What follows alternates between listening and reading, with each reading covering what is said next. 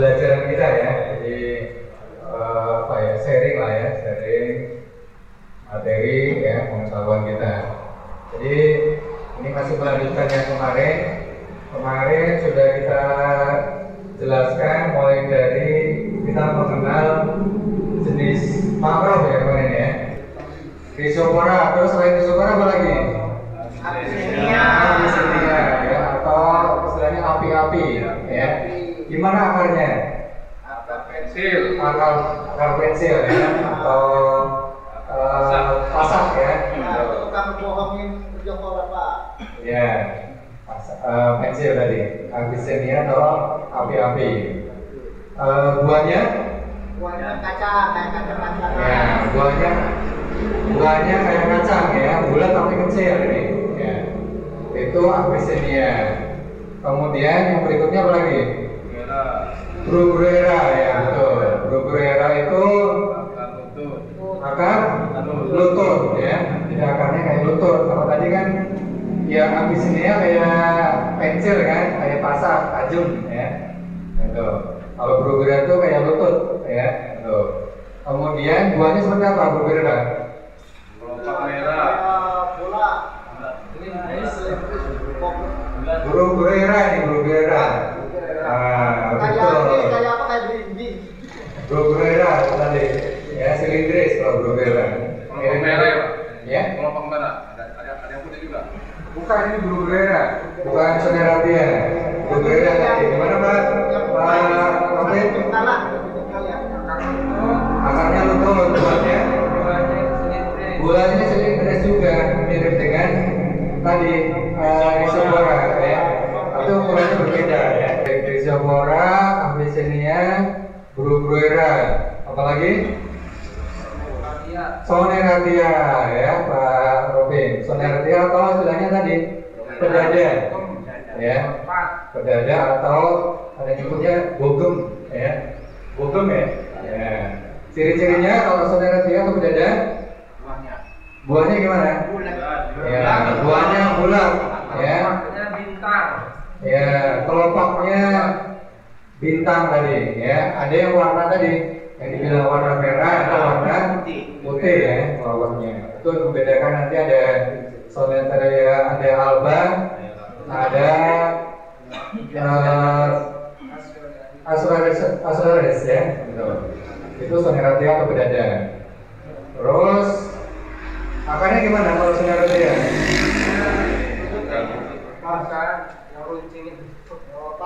Ya, akarnya sama dengan mirip dengan Abyssinia juga. Ya, akar pasak juga. Ya, tapi tadi buahnya berbeda. Kalau ini buahnya bulat, kalau tadi kan yang Abyssinia buahnya kacang, bulat tapi kecil. Ya. Terus ada juga yang buahnya bulat tapi besar, disebutnya buah seukuran bola ya. Apa namanya? Xylocarpus ya. Xylocarpus ya, itu buahnya bulat besar ya, atau buah bola lah ya, seukuran apa namanya, lebih besar dari yang pedada tadi ya. Itu Xylocarpus. Itu ya antara lain ya Bapak, untuk jenis-jenis mangrove ya, jenis-jenis tanaman yang tumbuh di daerah mangrove ya. Ada juga nipah ya tadi, misalnya yang tumbuh di sekitar sungai, itu juga masih jenis mangrove juga. Ada juga nanti jenis-jenis yang tumbuh di daerah pantai, beda lagi tadi ya. Baik, itu untuk jenis-jenis ya. Nanti kita sama-sama lihat ya, kita identifikasi di lapangan yang ada pada jenisnya. Itu jenis yang berikutnya. Kemarin juga kita pelajari model ya, model-model silvopeseri. Apa coba modelnya? Omplangan ya, empang parit, jalur, tanggul ya. Yang pertama ini omplangan. Omplangan itu satu hamparan mangrove, satu hamparan tambang. Kemudian ada juga empang parit tadi ya. Empang parit berarti tengah-tengahnya hamparan mangrove, budidayanya di kelilingnya mangrove.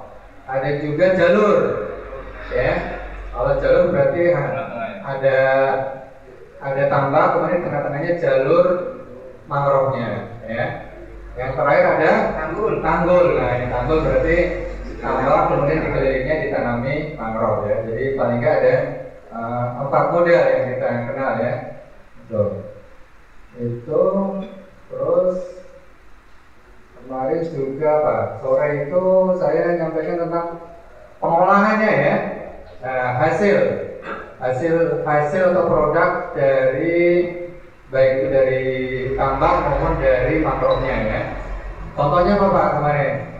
Hasil dari olahan mangrove, ya, dodol, ya. Dodol, sirup, sabun, ya. Kerupuk, kopi, teh, ya. Keripik, ya. Itu beberapa olahan dari yang berbahan baku dari mangrove, ya. Kemudian kemarin juga disampaikan produk atau olahan dari tambak, misalnya bandeng. Dibikin apa namanya? Otak-otak, ya. Somai, ya. Lecak bandeng tadi kemarin sore sudah makan. Iya. Udah Pak. Bandel makanya di lapangan. Lecak bandeng, ya. Itu bakso, ya. Bisa kita buat bakso, kerupuk, apa? Steak, ya. Itu antara lain. Nah, dari itu, ya, ini kan alurnya, ya, alur dari belajar kita. Tadi sudah kemarin sudah kita pelajari sampai dengan hasilnya, ya, sampai dengan produknya. Sekarang bagaimana ini ilmunya untuk apa ini? Pengemasan dan pemasaran. Pemasaran itu berarti apa? Mewadahi, ya, tadi. Olahan dari ikan, dari mangrove diwadahin, ya. Nah, ini wadahnya kan macam-macam. Ada yang wadahnya pakai plastik, ada yang pakai plastik, pakai daun, ya, pepes. Ada juga yang pakai modern pakai kaleng, ya kan? Ini, jadi macam-macam ini. Kemudian nanti macam-macam wadahnya juga ada yang pakai karton, pakai kertas, ya kan? Ada juga yang dibikinkan tas tentengan itu, ya. Jadi itu bagian dari namanya inovasi, ya. Ya, ini sekedar berbagi saja, ya Pak.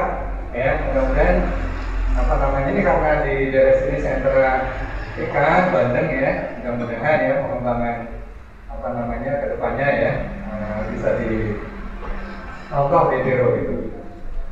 Baik, saya mulai, ya, saya lanjutkan. Nah, ini jadi laporan pengemasan dan juga nanti ada hitung-hitungannya nih Pak, namanya analisis usaha ini. Jadi untung apa enggak sih kalau usaha ini, ya? Nanti kita analisis, ya. Kita rinci biayanya berapa, yang modalnya berapa, kemudian kita jual berapa. Misalnya dari 10 kilo, ya, ruginya atau untungnya berapa, gitu. Nah, kita coba nanti belajar menghitung, ya Pak, menghitung.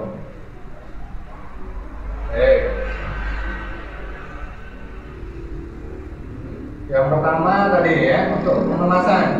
Nah, ini juga macam-macam, ya. Nah, ini kalau yang dulu sudah kita ini kan dengan daun, ya, zaman dulu nih, ya, apa namanya, pepes gitu, ya. Nah, ini pakai daun.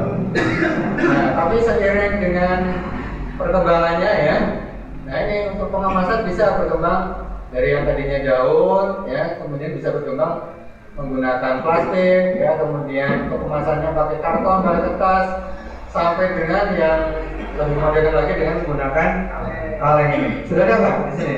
Belum. Mereka sudah mana yang ini Pak? Baru nyampe plastik. Plastik, ya. Plastik sudah divakum? Sudah, ya. Jadi kalau divakum kan lebih awet harusnya. Iya. Kira-kira berapa bulan Pak kalau divakum? Divakum kemudian disimpan di freezer 1 bulan mungkin ini awet lagi. Tanpa bahan pengawet. Tanpa bahan pengawet itu, ya. Paling 1 minggu bulan. Mantul, ya. Divakum kalau kita mati. Ya.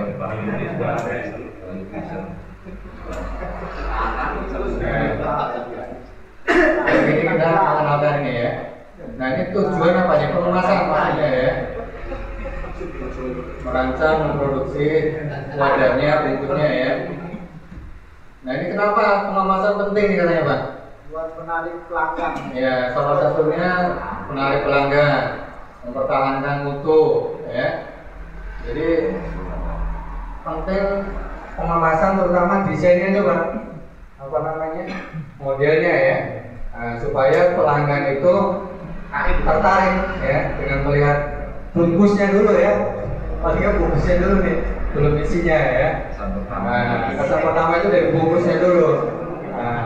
Urusan rasa nanti ya, meskipun rasa juga penting ini. Kalau udah beli, kalau rasanya gak enak ya kapok juga sekali ya. Itu juga menjadi hal utama juga ya. Selain tadi bungkusnya, kalengnya tadi ya, tapi isinya juga penting itu. Nah ini tujuannya, ya benar tadi Pak. Pertama protektif tadi untuk melindungi Pak, melindungi dari kerusakan ya pada saat distribusi pengiriman. Kemudian yang kedua adalah promosi tadi ya, dengan wadah yang menarik itu akan menjadi daya tarik ya untuk pembeli itu. Ini sudah ada kayaknya Pak ini ya, model kayak gini. Apa Robin? Belum ya? Nah ini anak-anak mudanya ini kalau bisa ya membuat desain. Iya, jadi dari kertas limbah ini bisa karton-karton ini ya, didaur ulang lagi bisa nih jadi tas ini. Jadi kemasan nanti ada kemasan utama, ada kemasan kedua, ada kemasan ketiga. Jadi kemasan pertama yang bungkus ikannya, kemasan keduanya ikannya dibungkus kartonnya. Nah kemasan ketiganya ini kantongnya ini Pak.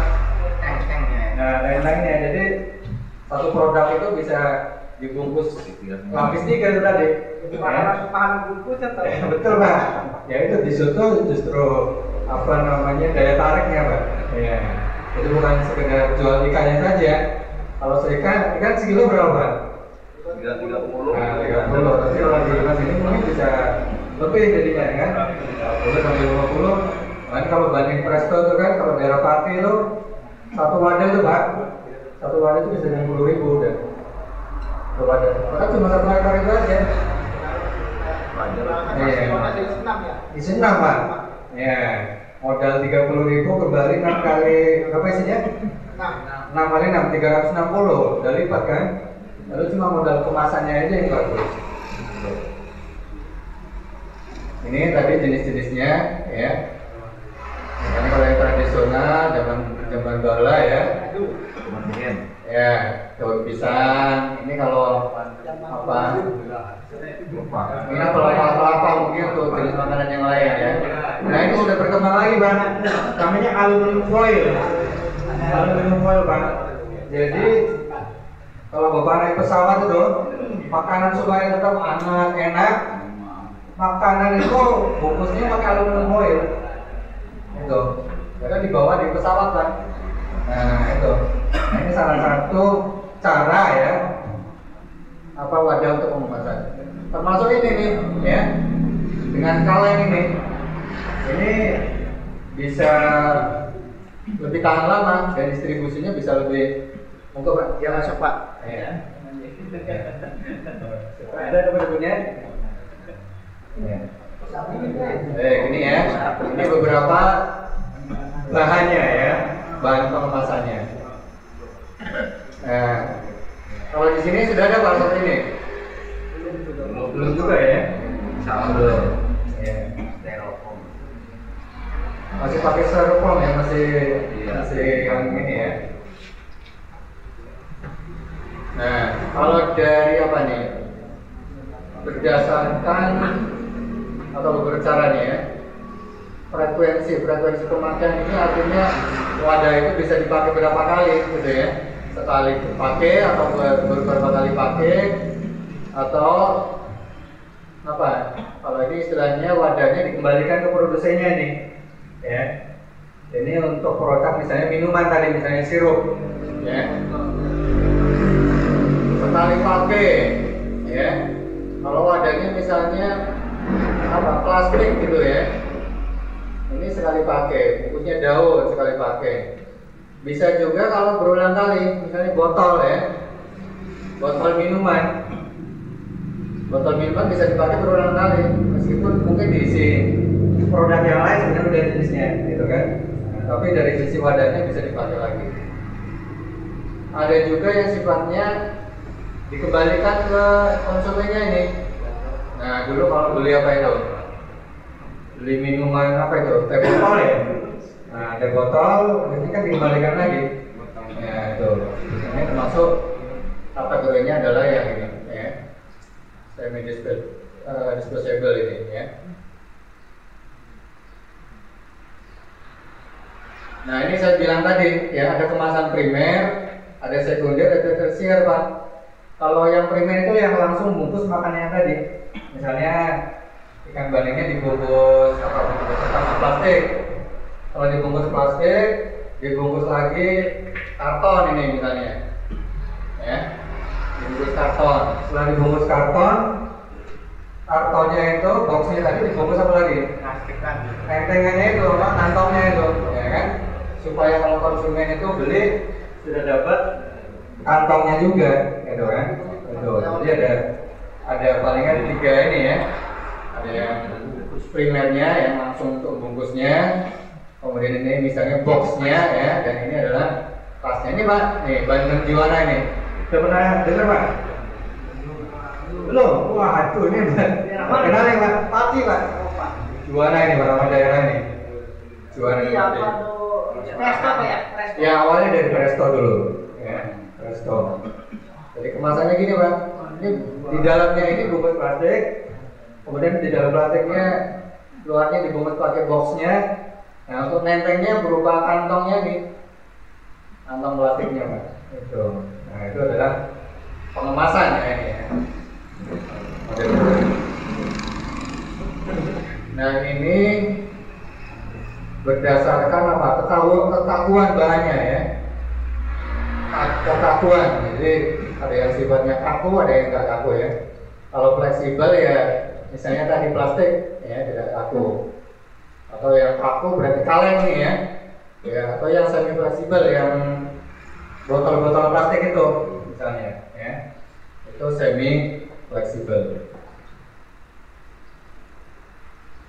Nah ini kalau berdasarkan sifat perlindungannya ya. Jadi kalau yang hermetis ini contohnya nih, tidak tembus oleh gas udara ya. Jadi tahan lama nih kalau kaleng ya. Ya kalau kita kenal dari dulu itu kan apa sarden itu ya Pak. Nah, dalam bentuk kaleng itu tahan lama, kemudian juga pasarnya sampai dengan lebih luas ya, ekspor gitu. Tahan cahaya. Nah, ini tahan cahaya tadi misalnya aluminium foil tadi, aluminium foil. Ini akan, nah ini, ya, mengandung ya ini bahan itu yang ini tidak cepat basi gitu Pak, tidak cepat basi. Ya. Atau tahan suhu tinggi ya. Nah, ini terbuat dari biasanya terbuat dari bahan gelas ini apa namanya? Kaca gitu Pak. Ya. Ya bahan toples itu ya, tapi bahan toples ini. Beling, beling itu. Ya ada juga kalau masak sekarang kan pakai yang kayak beling itu. Ya, itu ini termasuk ini ya. Tahan terhadap suhu tinggi ini.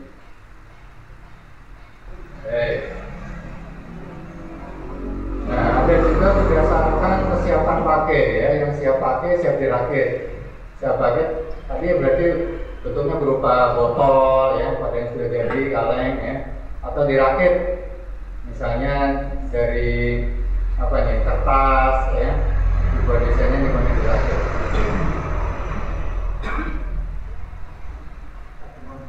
Nah, ini dalam membuat desain tadi ya.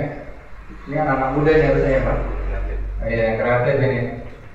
Buat desain-desainnya supaya menarik seperti apa nih ya. Sesuai antara foto dengan bahan pengemasannya ya.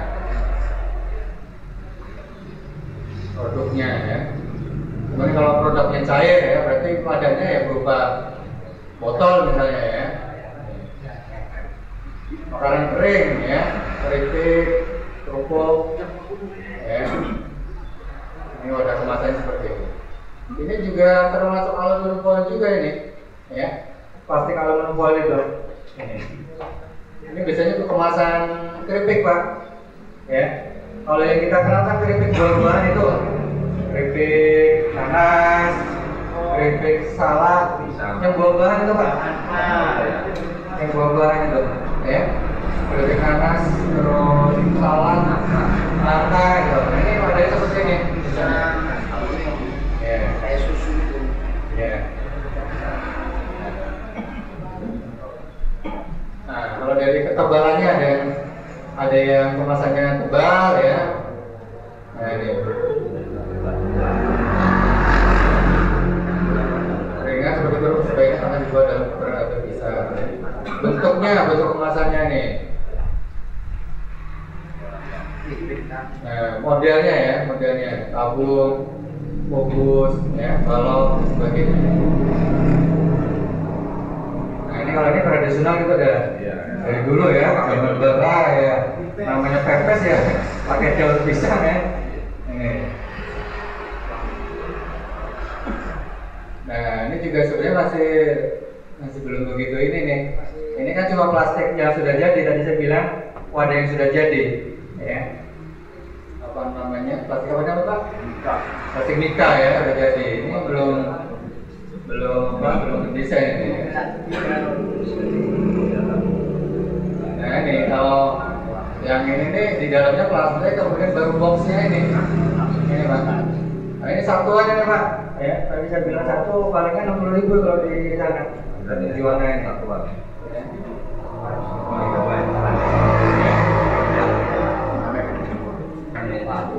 Buat sebulan ya.